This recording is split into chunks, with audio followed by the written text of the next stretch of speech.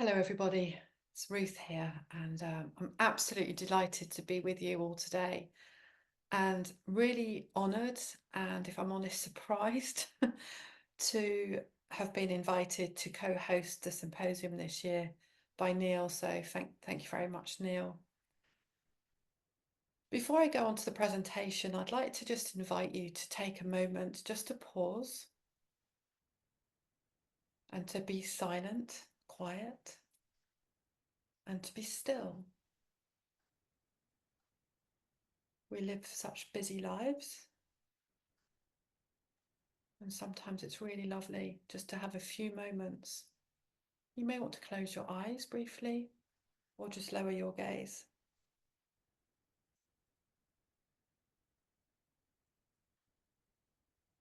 And just notice any noises.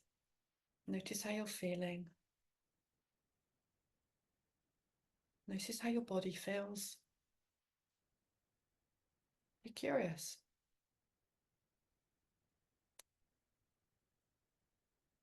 And you may want to now slowly open your eyes again or just raise your gaze and slowly look around the room that you're in as if you've never been in this room before.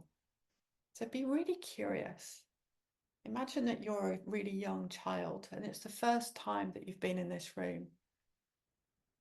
And you might notice something that maybe you hadn't noticed before.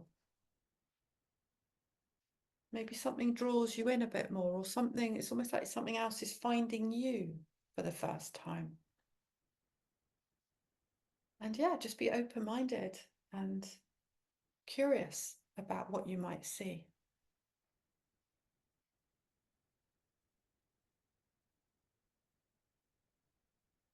The taking notice in that slow way is something that can be done literally anywhere, wherever you are at any time. So, on with the presentation.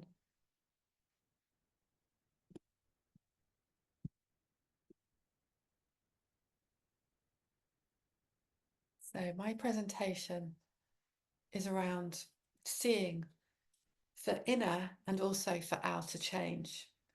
And it's how mindful photography can be used to develop ourselves, like the self, but also for the benefit of others.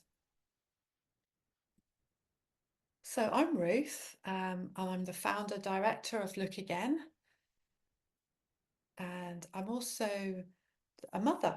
And you can see here my son who turned 21 a few days ago.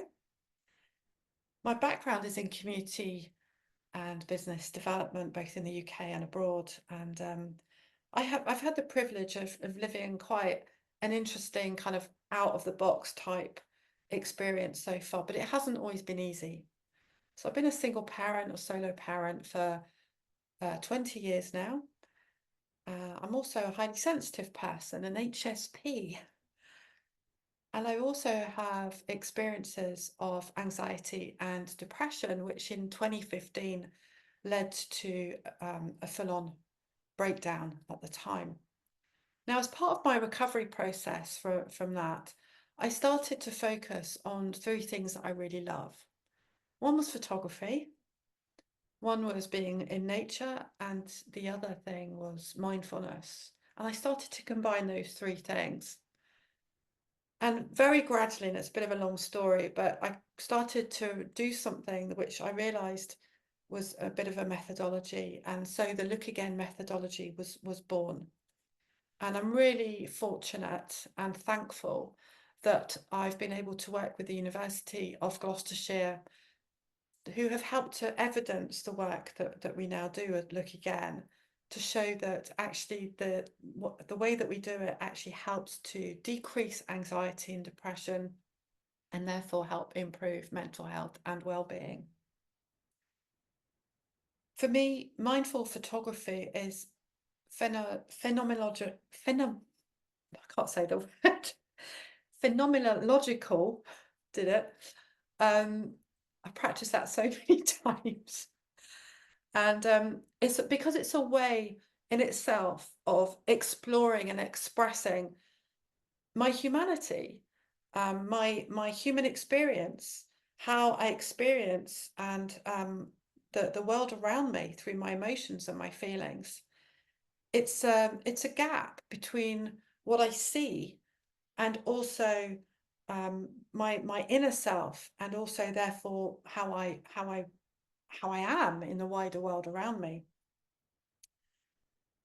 It helps me to reframe this moment in time, but it also helps me to create new, healthier stories going forwards.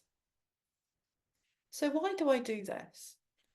So I do it to sustain myself, my own mental health, my own well-being, as well as for others in the wider world. Now, here is me in my garden shed, which has become a real refuge or a place of sanctuary for me, showing my self-care and compassion in the way that I teach others to do, in a way that uses our eyes, uses our sight to become more aware of what is around us, and to reframe those feelings and experiences that we're having. I spend a lot of time in nature, and in the winter months, I spend a lot of time in the dark, and I feel quite dark sometimes. And this photograph reminds me that even in those dark places, there is light, but I need to slow down in order to see that. I love this image because it speaks to me of how what I experience, the light that I experience, that can ripple out into the shadows, into the darkness, not just for me, but also for others that I work with. A few weeks ago, I went to Wales on a little retreat on my own, and spent 20 minutes in this setting alongside this little lane, looking at the mirror and really feeling and sensing that actually this space had something to offer me. Now, I don't have time to go into the details. However, what my reflection of myself was saying to me through the murky, dirty mirror was, trust, take your time, be still. Clarity will come. Very powerful for me at that moment. Then I walked to the other side of the narrow lane and saw this tree with these beautiful sheep and lambs resting underneath it. And this spoke to me of the need to rest, to take it slow for a while, but also not to be on my own, to reach out, to be with others, to connect, to be with community, and to ask for support, but also to be there to offer support to others. So it's a two-way thing. The following day, I went up a mountain on a quite a short walk, and found this uprooted tree, which really spoke to me of my feelings of feeling uprooted quite a lot of the time in body, but also in mind. I went for a walk, and when I came back via a slightly different way, I saw the tree from this perspective. And what I was offered in that moment was this real sense of needing to maybe put some clearer boundaries up around myself, but also to give myself some space.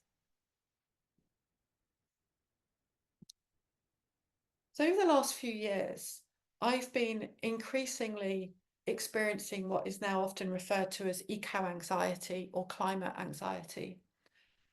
When I see images in my mind's eye, but also when I see images on the news or through various things that I read, I can very easily feel overwhelmed by a sense of fear and almost paralysis. And I realize then that, well, I'm no good for anyone, let alone myself, if I'm coming from this real position of deep fear.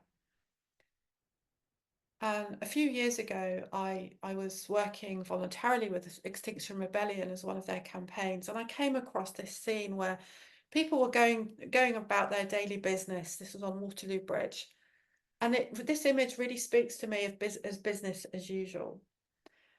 And then what was really powerful for me, I turned around and saw this guy here, who'd stopped on his way to work in his suit and tie, and he'd stopped on the bridge and was doing things a bit differently. He'd given himself a moment to slow right down, to stop, to reflect.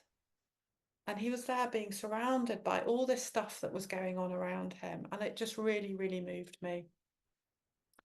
So over the last little while, I've been thinking more about how our imagination and mindful photography itself, as well as nature and regenerative principles, can really help us not just reframe our now, but actually help us create those new stories that we want to see, to have more resilience, to have more hope, and to do this in ways that are creative. So I select certain images, a few here that I can share briefly with you, and we're very limited in time, but the sense of how we can use our eyes to speak to us in our own personal ways of the future that we would like to see. And I work on a framework that helps me now when I feel like I need to be calm, when I need to feel connected, when I feel like I need courage, but I also need to celebrate, or I want to celebrate what is here in front of me rather than despair about the future. And this is something that I'm able more and more to offer to others, as I go forward in the work, and the work continues to develop.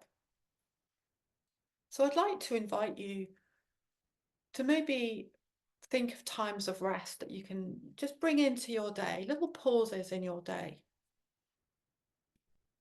And also to make sure that we don't live, and we don't go through what we're going through alone, that we reach out for support, for help, but we're also there to support each other, to support others in community, whether that's in the home, in our families, in our local communities, or work, or in a wider sense.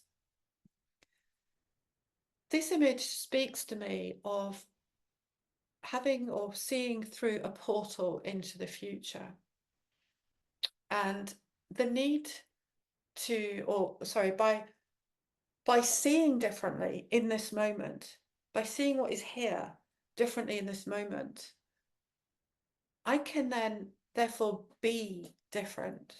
I can pause, I can be different in this moment, but also by doing that and being more grounded in that, in the now, I can then do things differently moving forward.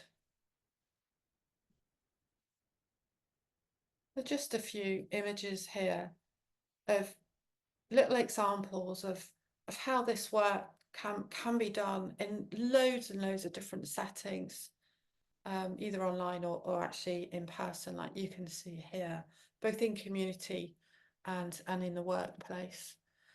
And really, it's really about how we can use our eyes, photography, and learning from nature, learning from nature's wisdom, to reframe our experiences and to create new future stories of hope and action.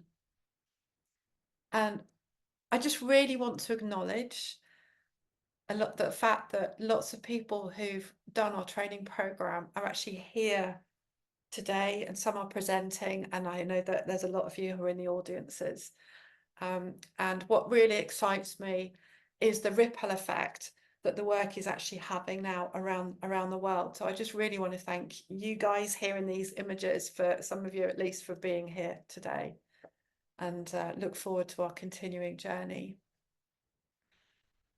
But before I close, maybe just have a little pause to reflect in this moment on how you yourself can use your eyes and photography to care for yourself, but also to care for others and the wider world.